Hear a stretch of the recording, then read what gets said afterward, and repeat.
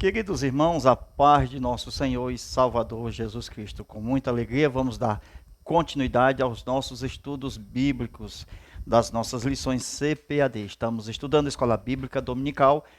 A lição de hoje, lição 6, aula extra, a promessa de cura divina. A nossa leitura está em Isaías 53, Mateus capítulo 8 e Tiago capítulo 5. Estudaremos com base nos tópicos a promessa bíblica da cura divina. Veja o nosso segundo tópico, origem e consequência das doenças no mundo. Finalizando, Jesus Cristo cura sim. Comentário. O Espírito de Deus é quem opera os sinais na vida do crente.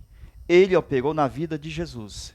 Atenção, Jesus disse, eu expulso o demônio com o dedo de Deus.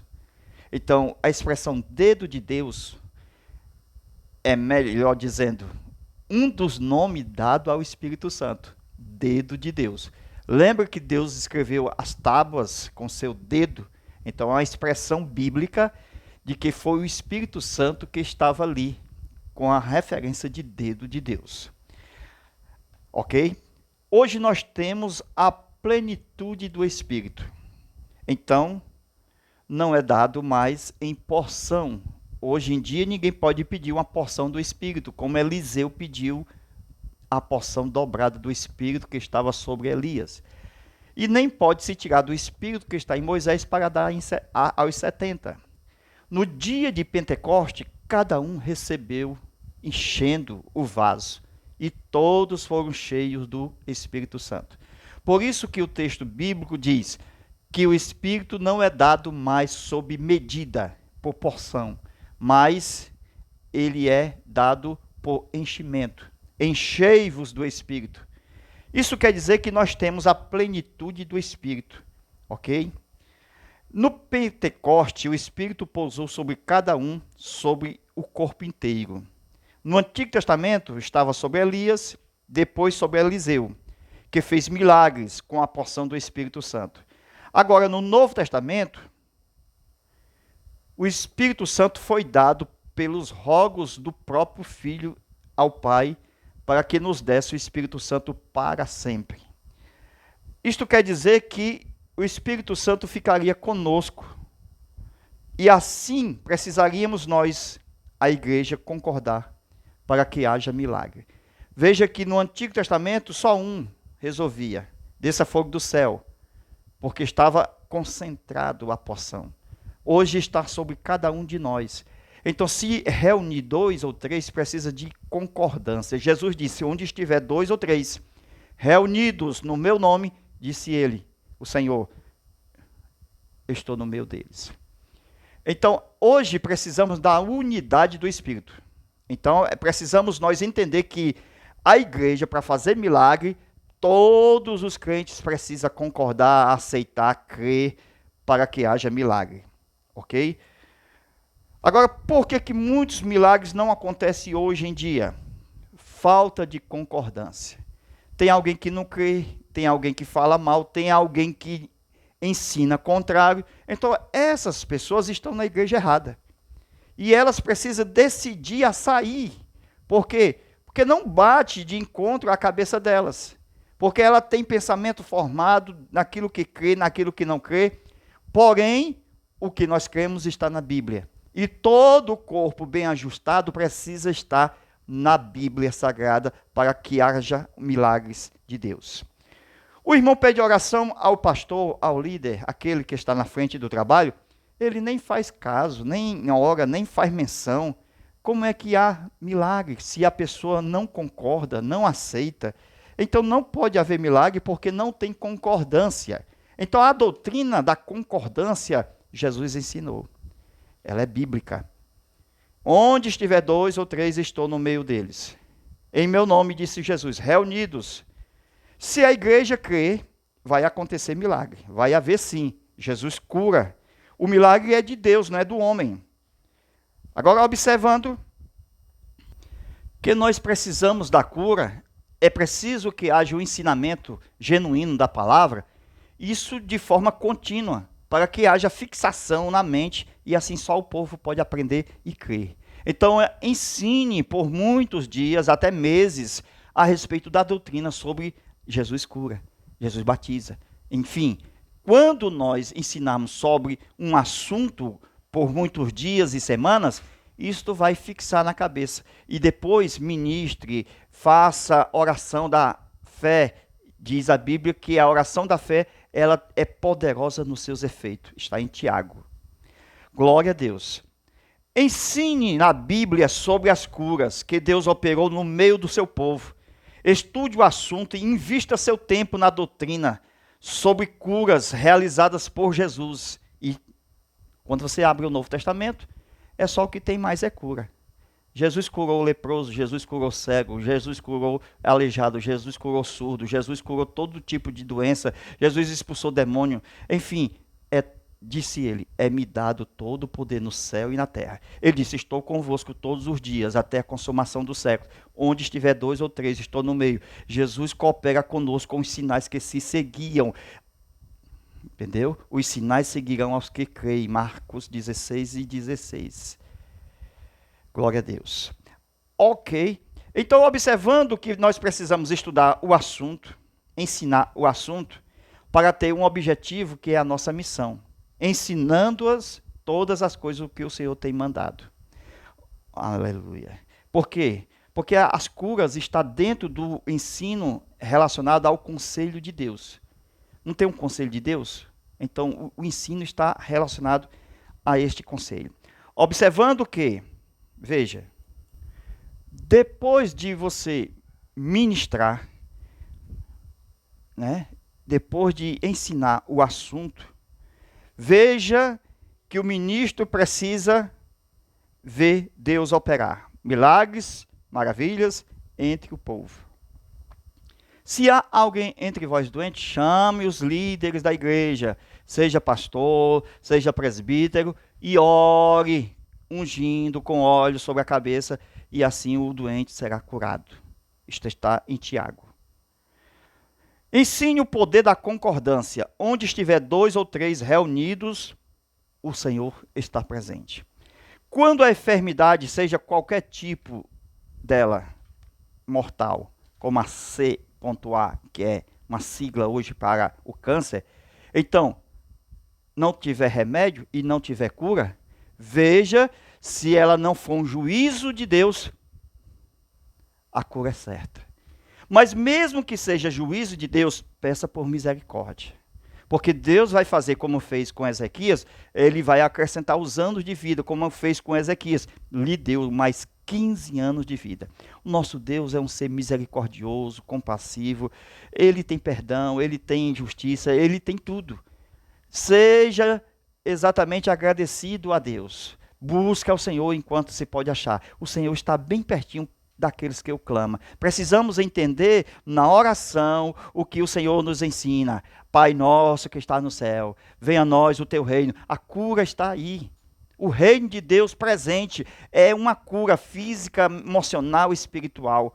Glória a Deus. Ok? O Espírito de Deus está em nós. E na oração, seja ela na igreja, como de costume, todo mundo se ajoelha, ajoelhe também. Está com dificuldade? Procure se ajoelhar. Sabe por quê? Porque quando você se levantar, já está curado. Procure estar unido de acordo com a unidade da mesma fé. Ok? Muitas pessoas não se ajoelham porque já é problema psicológico da pessoa. As pessoas acham que por todos estarem de joelhos, ela vai ficar sentada porque ora sentado porque Deus recebe. Deus recebe de qualquer forma, mas se você vê todo mundo de joelho, meus irmãos, você tem que concordar. Porque se todo mundo está de joelho e você não se ajoelha, isso é uma discrepância, isso é um desacordo. Se ajoelhe também, fique em acordo com os demais. É isso que a palavra de Deus nos ensina, para que haja cura, que haja verdadeiramente poder. Isaías, capítulo 55, versículo 1 ao 2. Ok? Nós vamos falar sobre Isaías capítulo 55, conforme nós havia anunciado. Ok? Precisamos entender que a obra é do Espírito Santo. Ela é de unidade, ela é de fé, de oração. E se a gente não concordar, a gente tem que ver quem está desconcordando. Por favor, se retire. Aqui nós vamos orar. Você crê? Não crê? Fique lá na porta, saia lá para fora. Depois você entra. Se você não concorda, pode até mudar de igreja. Então veja exatamente como Deus está operando, pela unidade da fé. Veja, Isaías 53, versículo 1 ao 2. Não tinham beleza nem formosura, e olhando nós para eles, não havia boa aparência nele para que o desejássemos. Jesus não tinha bela aparência. Se olharmos para ele, é só olhar para um judeu hoje. Se você achar bonito, então Jesus era bonito. Mas se você achar feio, então Jesus era feio. Ok? Então veja quais as características que Jesus tinha de um judeu. Ele era um judeu, ele era judaico, ele veio da tribo de Judá. Ele era israelita. Agora, como um judeu se veste?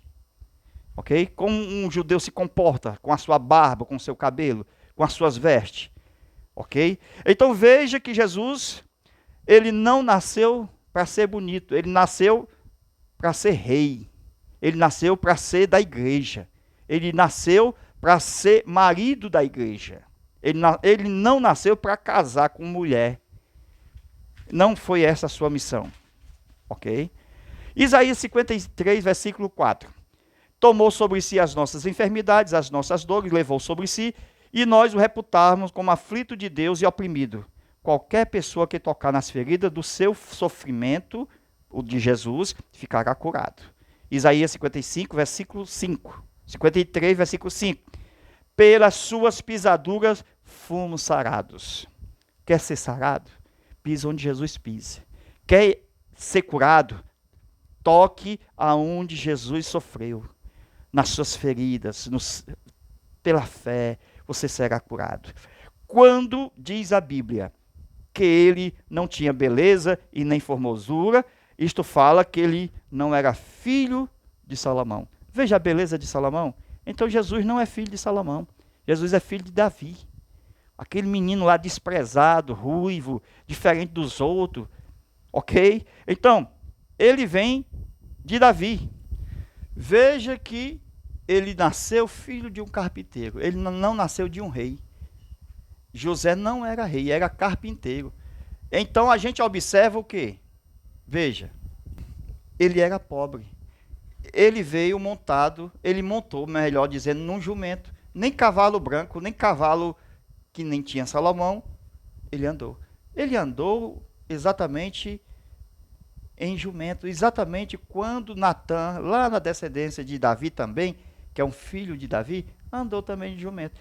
Maria vem dessa descendência de Natã, nem vem de Salomão. Então Jesus não vem Salomão, Jesus vem de Natã e Maria. Porque de Salomão vai sair José. E José recebe uma maldição dos ancestrais, lá em Jeremias, veja lá capítulo 22, que Deus amaldiçoou Jeconias e que não haveria mais rei da sua linhagem. Quer dizer, não vinha mais rei de Salomão, porque de Salomão estava o último rei Jeconias, da deportação, que foi exatamente deportado para outras terras. E nos dias de Jesus, quando vai nascer de Maria, quem está lá é José, descendente de Jeconias. Você observa? Então, se Deus amaldiçoou a geração de Jeconias, que não havia rei, José não foi rei, e que não prosperaria nos seus dias, José foi carpinteiro, não foi rico. Então veja, Isaías 53, versículo 1.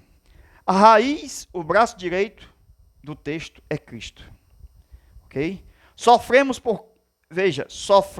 nós por causa dos nossos pecados.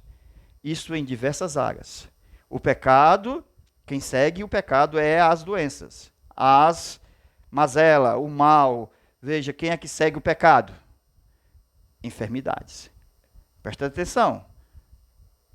Isto poderia ter vindo até a morte. Porque quem peca Diz a palavra que o juízo é a morte. Adão pecou, morreu. Isto morreu de forma espiritual e depois, gradativamente, ele veio a morrer fisicamente. Mas, voltando aqui, Jesus cura. Ele curou o cego, filho de Timeu. Veja, Bartimeu. Bar quer dizer filho. Timeu é o pai do cego. Jesus não tinha pai humano. Ele não se importava com o que as pessoas diziam. Por exemplo, Jesus,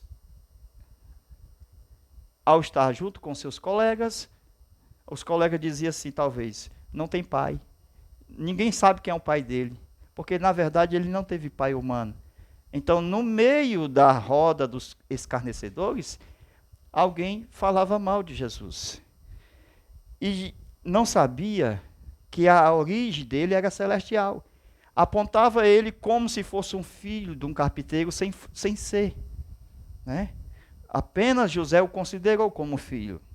Mas a sua origem, isto quer dizer, de onde ele veio, da eternidade, do céu. Ele é celestial, ele é eterno.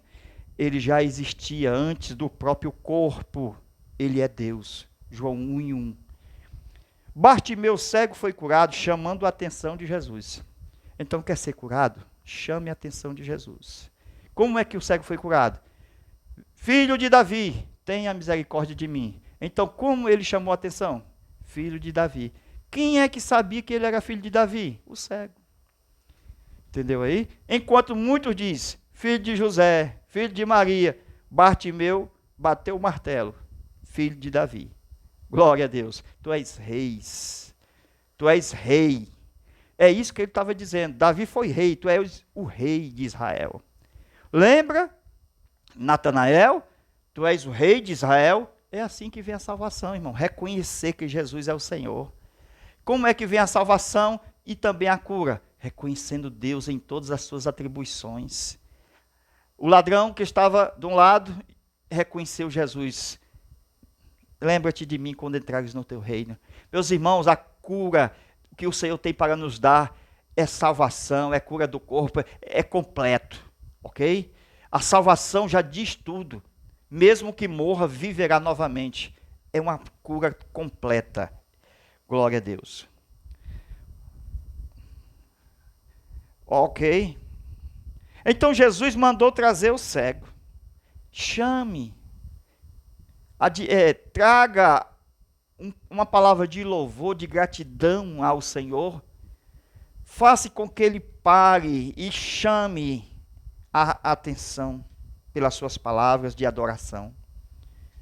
Porque o Senhor, ele vai curar o filho daquela mulher de Tiro e Sidom, de Tiro e Sidom, que não era nem da casa de Israel. Ela disse, Senhor, eu sei que eu não sou israelita, do povo escolhido, mas os cachorrinhos também comem da migalha que cai da mesa do seu Senhor. Aí Jesus não aguentou, irmão. Jesus, vai que já está curada a sua filha. Aleluia. Jesus mandou trazer o cego e curou o cego. Aleluia. Então chame a atenção de Jesus. Clame, abre a boca, que o Senhor responder-te-á. Isaías 53, versículo 2. Aleluia. Glória a Deus. Versículo 2 do capítulo 53 fala da sua geração. Veja ele saindo de onde? Do renovo, da raiz, do tronco de Jessé. No versículo 3 do capítulo 53 de Isaías, ele é o desprezado e rejeitado. Isto fala do físico, da sua beleza. Ok? Então ele não era bonito. De uma forma física. Que ninguém chamava a atenção dele. Nem os reis, nem os políticos, ninguém poderoso, ninguém. No versículo 4 de 53 de Isaías, fala da sua missão, que é tomar sobre si as nossas enfermidades, doenças e dores. O versículo 4 diz, nós reputarmos por aflito de Deus, ferido de Deus e oprimido. Também diz que Jesus aqui, pelos homens, veja, nós o reputávamos, os homens acusaram Jesus de pecado. E que Deus estava pesando a mão sobre ele. É isso que o texto está mostrando. No versículo 5 diz que ele foi ferido e moído por causa das nossas transgressões e iniquidades. O que é transgressão? É um quebrantamento da lei. E o que é iniquidade? É o pecado instituído na família. Aquele pecado que vem lá do bisavô, do avô, do pai, que passa lá para os filhos, depois vem por neto e vai assim. Esse é o pecado familiar, chamado de iniquidade. As feridas, os flagelos, as marcas dos açoites, a morte de Jesus, se constitui o elemento mais poderoso de cura. Quem quer que tocar naquelas chagas seriam curados. Agora, como chegar a tocar em Jesus? Aquela mulher do fluxo de sangue, ela tocou somente nas vestes. Ah, se ela soubesse que precisava tocar no corpo de Jesus. Se ela, ao tocar nas vestes, o sangue foi estancado, imagine tocar no corpo. Porque somente nas vestes o sangue estanca. Mas quando ela fala com Jesus e adora Jesus, ela recebe a cura naquela hora. Se Jesus já iria morrer na cruz, não precisava de ser açoitado. E se tocasse em suas feridas, já seríamos curados imediatamente. Amém? Como fazer para ser curado? É só crer que Jesus é o nosso sumo sacerdote. Ele faz um trabalho extraordinário entre a terra e o céu. Jesus, ele faz um trabalho celestial e terreno ao mesmo tempo. Ele está no céu e está também na terra. Ele é onipresente. Ele está aqui conosco por meio da sua palavra. Aleluia. Isto mostra que, por meio da sua palavra, nós somos curados. Por causa da sua palavra, era expulso o demônio. E ele curou a sogra de Pedro só com a sua palavra. Amém? Hebreus 10 e 19. Tendo, pois, irmãos, ousadia para entrar no santuário, no santíssimo, pelo sangue. Então, o Senhor abriu um novo e vivo caminho. Está em Hebreus, capítulo 10, versículo, veja lá, 19. Então, pelas suas pisaduras, diz o profeta Isaías, nós fomos sarados. Então, aconteça que você consiga pisar aonde Jesus pisou, você será curado na hora, instantaneamente. Então, as suas pisaduras estão com sangue. Então, pise nela. É a mancha que ele deixou para você ser curado. Amém? Glória a Deus. O sangue da nova aliança. Foi no Getsêmani que ele deixou o seu sangue, quando ele suou as gotas de sangue. Lembra? Que ele, ao orar com intensidade, suou gotas de sangue. Ele disse na cruz, está consumado. Isto significa que nós entramos aqui agora, por fé. Estamos vivendo, nesse tempo presente, neste mundo, o que Jesus viveu. A carreira que nos está proposta. Nós vamos chegar no Calvário, crucificado com Cristo, deixando a cruz para estar com o Senhor. Porque a cruz fica no Calvário. Ela não é levada para o céu. Ela tem finalidade aqui no Calvário. E quando nós saímos daqui, a nossa alma é entrada na Nova Jerusalém. Hebreus 12, 22 e 24. Aos espíritos dos justos aperfeiçoados. Não tem mais doença quando nós partir. Não tem mais morte. Não tem mais choro e não tem mais dor. E está consumado. Onde já temos a resposta das nossas orações. A marca do Calvário abriu um caminho para a entrada da Nova Jerusalém. E te dá liberdade para ser curado. Amém? Ele consagrou esse caminho pelo véu da sua carne. Apocalipse 19, versículo 13. E estava vestido de uma veste salpicada de sangue. Levítico 16 e 23. As vestes tinham que ficar no santuário. Glória a Deus. A espada transpassou Jesus. Foram muitas feridas até que a lança chegou ao seu lado. No Salmo 77, fala da oração. Levantarei a minha voz e clamarei. Então eu decido clamar. Mas muitos não sabem clamar. Por quê? Porque não sabem definir os verbos da oração. Rogar, buscar, clamar, interceder, suplicar. Todos esses verbos, precisamos ver as atitudes e as diferenças com sentimentos e emoções. Quando eu estou em angústia, por causa de uma doença, eu não tenho saída, a não ser clamar. Clame ao Senhor.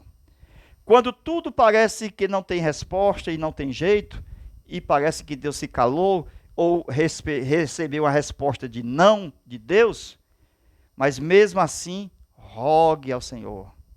Porque Jesus rogou ao Pai, é uma forma de orar. Mesmo com a resposta negativa de Deus, Deus pode mudar o seu pensamento por causa da sua misericórdia. Aleluia. Então rogue, mesmo que você ache que não tenha jeito, que Deus já deu seu fim. Mas rogue, busque a Deus, diga, tenha misericórdia, Senhor. Eu suplico em favor de outra pessoa. Veja o que é uma oração em súplica, em favor de outra pessoa. A oração com rogo, com súplica, com clamor, tudo faz parte da oração. É a oração que busca a comunhão. Veja, a resposta e o problema está na mão de Deus. É Deus que traz o sim e o realizar. E nós dizemos amém. O problema é que nós não sabemos orar como convém. E muitos colocam atitudes rebeldes, carnais. E Jesus disse, por isso vocês não sabem pedir como convém. Se está com um sentimento no coração de rebelião, o seu clamor vai ser errado. Atenção. Deus escuta, mas não vai atender, por causa da rebelião interna do coração. Precisamos falar com Deus sem esse espírito de rebelião. Deus, ele é especialista em atender qualquer tipo de problema. Ele é o eu sou. Se for na coluna, nos rins, Deus é especialista. Ele é o criador, solucionador. Ele é quem fez o homem, formou o homem. O seu nome fala da sua especialidade. Ele é o Jeová Rafá, o Jirei, o Deus da providência. Então precisamos entender que além dos médicos da terra, ele é excelentíssimo médico dos médicos. Ele é o especialista, ele é o fabricante, ele conhece muito bem todas as características e necessidades humanas. Deus não está de mãos atadas. Confie inteiramente no Senhor. Retira a incredulidade do seu coração. Creia nele. Deus continua cumprindo o que disse. Deus só sabe fazer o bem a seus filhos. Creia na mão direita de Deus, do nosso Altíssimo, que pode operar. É só lembrar das memórias, das grandezas que ele já fez e fará. Esse Deus já fez. Veja o que ele fez no passado. Ele é o mesmo ontem, hoje, eternamente. Não seja incrédulo. É isso que faz com que você fique enfermo.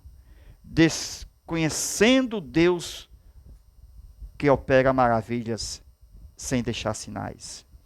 Mateus capítulo 8, versículo 17, confirma o cumprimento da profecia de Isaías no ministério de Jesus, que ele salva e cura. A profecia de Isaías 53, Jesus cumpriu na casa de Pedro. Tomou sobre si as nossas enfermidades e levou as nossas doenças. Enfermidades e doenças são consequências, efeitos do pecado. Jesus veio destruir as causas e as consequências também. Jesus curou a sogra de Pedro. Jesus não enviou, ele mesmo foi, presencialmente. Ele estava ali, diz a Bíblia, ele veio à casa de Pedro. Mateus 8, versículo 14. A casa de Pedro parecia mais uma UTI. As doenças paralisam as mãos. Veja, que a sogra de Pedro só serviu a Jesus quando foi curada da febre, porque estava paralisada pela doença e não podia servir. Jesus faz o que quer. Às vezes é o seu toque, outras vezes é a sua palavra. Algumas vezes o enfermo vem e outras vezes a cura vai. É assim que acontece. Mateus capítulo 8, versículo 16. À noite trouxeram-lhe muitos endemoniados e Jesus, com a sua palavra, lançou fora os espíritos e curou todos os enfermos. O que fazer na ocasião das enfermidades? Tiago 5, versículo 14 e 15. Os ministros são chamados a orar e a ungir.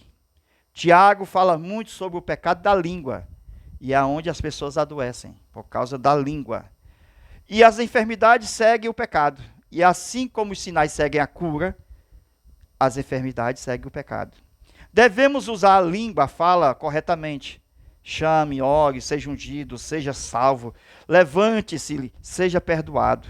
Infelizmente, muitos hoje são os ministros que já não querem mais fazer a oração da fé. Não chama mais ninguém para orar. Ele também está enfermo. Não oram nem por eles mesmos. Os presbíteros visitam, atendem os enfermos, unge com azeite, faz uso do nome do Senhor. Objetivo, curar o doente, restaurar a comunhão. Este é o carinho de Deus, tocar no espírito do homem, daquela pessoa que está enferma. A unção de Deus autentica uma atitude de fé. A unção é um sinal de perdão. A unção é o selo da cura. Este tem sido um cerimonial desprezado por muitos na congregação, que é a unção de óleo com fé, esquecido pelos ministros de Deus. Segundo a Escritura, Tiago 5, 14 e 15, temos os passos para a cura divina. Chamar os presbíteros, pastores, receber a oração, receber a unção com azeite, em nome de Jesus, concordar e receber pela oração da fé, o doente será curado. Confessar os seus pecados e ser perdoado. A oração da fé fala mais do que a voz do sangue de Abel. Olha como é poderosa. A oração da fé é firmada no que Jesus faz e fez. Ele fez lodo com barro e entregou ao cego seus olhos, e eram novos olhos. A oração da fé tem poder sobre os demônios, sobre as circunstâncias, sobre as doenças. Todo enfermo deve estar pronto ao quebrantamento, ao arrependimento, ocasionado pela palavra de Deus. O tempo que a pessoa passa vivendo enfermidade, isto vai gerando o quê? Contrição, meditação nesta situação adversa. Ele deve optar pela conversão genuína. Tiago capítulo 5, versículo 15. A oração da fé salvará o enfermo, e o nosso Senhor levantará, e se tiver cometido pecado, lhe serão perdoados os pecados. Queridos irmãos, na próxima lição, veja o título: A promessa de um coração novo. Lição de número 7. Amém? Deus nos abençoe e nos guarde. Até a próxima aula, se Deus quiser. Amém.